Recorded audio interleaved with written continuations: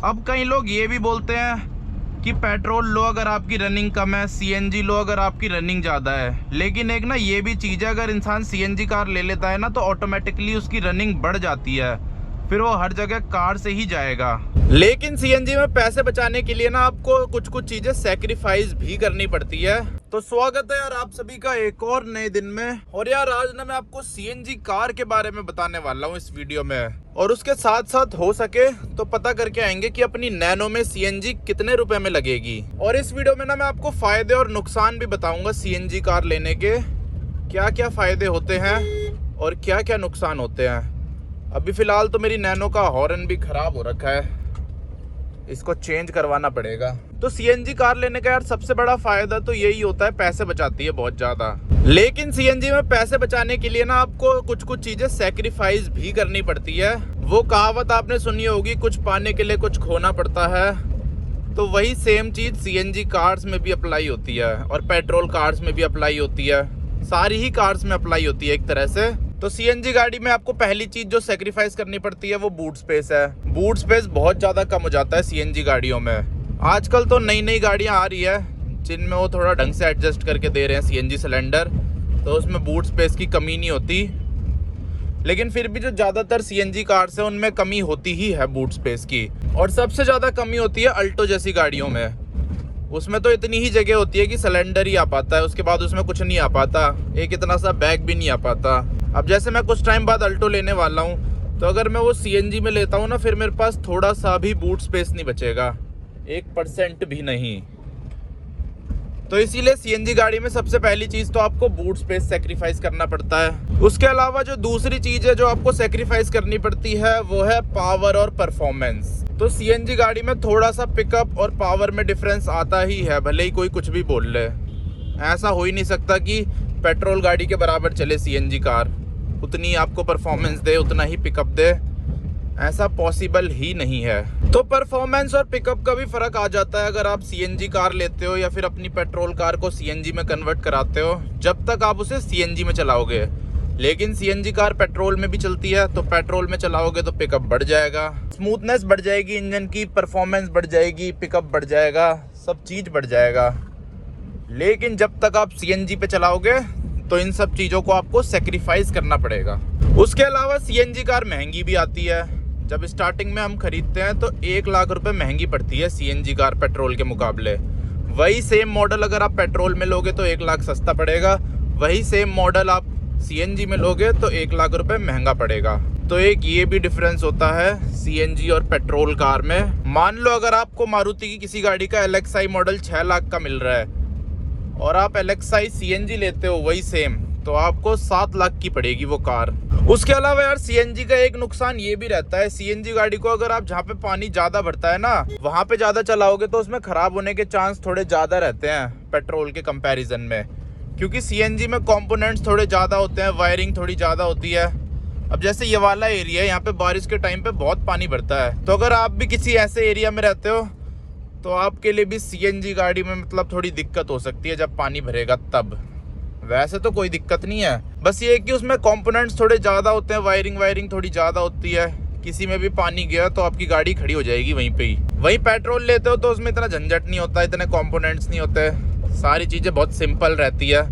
तो पेट्रोल गाड़ी को आप फिर भी थोड़ा ज़्यादा पानी में ले जा सकते हो आराम से। उसके अलावा यार एक नुकसान और होता है सीएनजी कार लेने का, वो भी मैं दिखाता हूँ आपको पेट्रोल पंप चल के।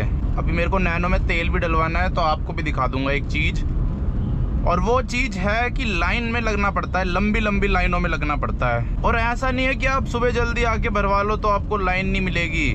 सुबह भी मैं आता हूँ ना, जब मैं मंदिर आता हूँ ट्यूसडे और सैटरडे को, तो ये लगा लो सुबह 5:30 बजे 5 बजे भी लंबी लंबी लाइनें लगी रहती है सीएनजी के लिए। मतलब बहुत ही ज़्यादा बुरा हाल है सीएनजी में तो लाइन को लेके।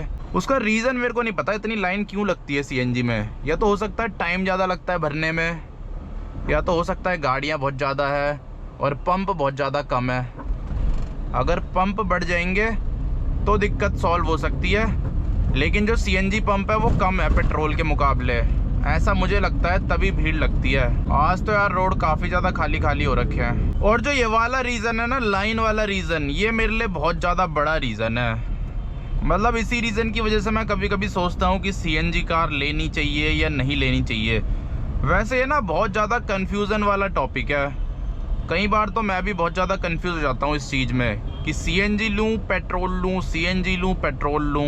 अब कई लोग ये भी बोलते हैं कि पेट्रोल लो अगर आपकी रनिंग कम है, सीएनजी लो अगर आपकी रनिंग ज़्यादा है। लेकिन एक ना ये भी चीज़ है, अगर इंसान सीएनजी कार ले लेता है ना तो ऑटोमेटिकली उसकी रनिंग बढ़ जाती है, फिर वो हर जगह कार से ही जाएगा। वहीं वो अगर पेट्रोल लेता है तो उसे रनिंग कम करनी ही पड़ेगी, वरना पेट्रोल बहुत ज़्यादा पी जाएगी कार। पेट्रोल में गाड़ियाँ माइलेज तो देती नहीं है, ऊपर से पेट्रोल महंगा भी है, तो इसीलिए फिर वो गाड़ी को कम ही चलाएगा अगर पेट्रोल में लेगा। लेकिन अगर वो सीएनजी में लेगा तो फिर वो सोचेगा कि चल छोटे मोटे काम के लिए भी कार ही ले जाता हूँ, ये तो फ्री से में चलती है, सस्ते में चलती है, तो इसीलिए ऑटोमेटिकली उसकी रनिंग बढ़ जाएगी।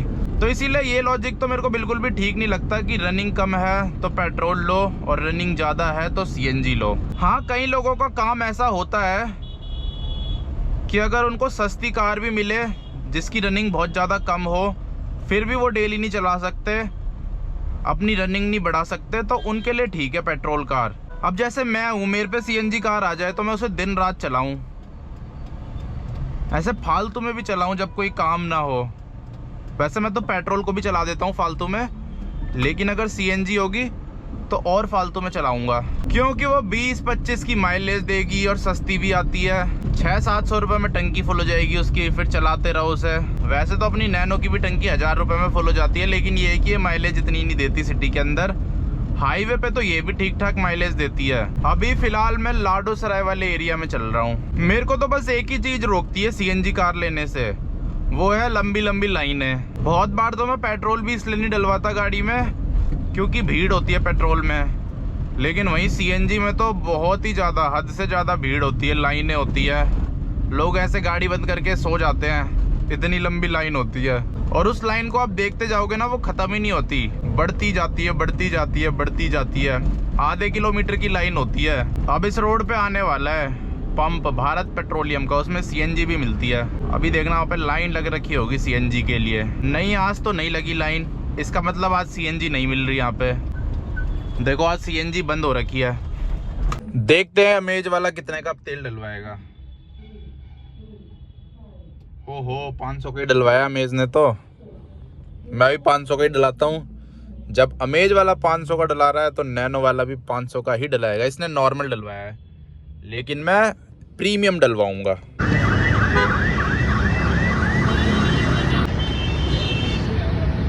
तो यार सीएनजी की लाइन तो दिखी नहीं, सीएनजी बंद हो रखी है वहाँ पे, वरना आपको सीएनजी की लाइन दिखा देता आज। बेल्ट पहन लेते हैं वरना चालान कट जाएगा 10,000 रुपये का।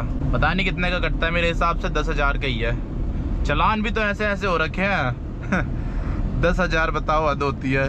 10,000 तो सैलरी भी नहीं है मेरी। यहाँ पे भी है सीएनजी पंप, देखता हूँ यहाँ पे लाइन दिखेगी तो दिखाऊंगा। यहाँ पे भी नहीं मिल रही यार सीएनजी की भी शॉर्टेज चल रही है क्या इंडिया में? ये वाला पंप भी बंद पड़ा है। एलपीजी की शॉर्टेज चल रही है ना, ऐसी मेरे को लग रहा है सीएनजी की भी शॉर्टेज चल रही है। यहाँ तक लाइन लगती है इस वाले पेट्रोल पंप में, वो भी रॉन्ग साइड। और बाकी यार अगर फायदे की बात करें तो सीएनजी का एक ही फायदा है, बस low running cost, lower running cost. जितने भी फ्यूल ऑप्शन है सबसे ज़्यादा लो रनिंग कॉस्ट आपको सीएनजी में मिलेगी, बस ये फ़ायदा है उसका, और कुछ भी फ़ायदा नहीं है।